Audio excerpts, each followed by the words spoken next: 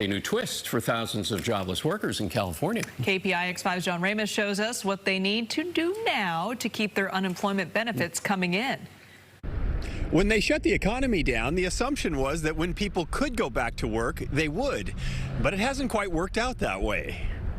Robert Lacombe is quite the gambler. At age 71, in the middle of a pandemic, he bought City Forest Catering when no catered events were happening. Now, just when the customers are back, he says the workers aren't. People are getting paid not to work. They're getting that unemployment, and that's what they're telling me, you know. Oh, I'm getting unemployment, I can't work.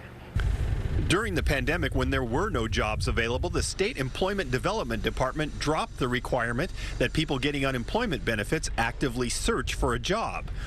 Then the federal government sweetened the pot by giving an extra $300 a week to people out of work.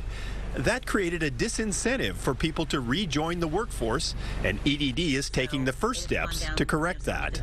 Now, starting this week, for those who are on regular unemployment as well as the federal extension benefits, they should be looking for work so that when they go to certify for this week, starting on Sunday, they can say, yes, I was looking for work. But Michael Bernick, who used to be the director of EDD, says there isn't any requirement for people to prove they're looking for work, and he doubts there will be any real enforcement of it. He says as long as other factors exist that give more reason to stay home, employers may have struggles hiring.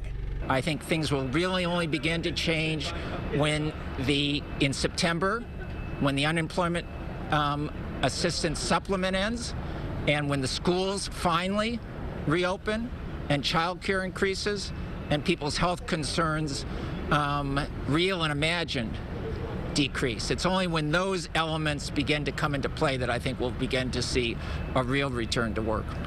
That could be a problem for Lacombe.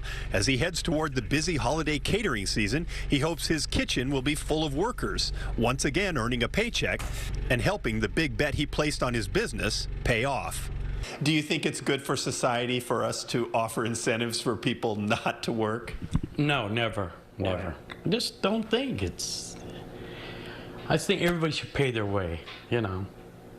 I had to do it. Why shouldn't they?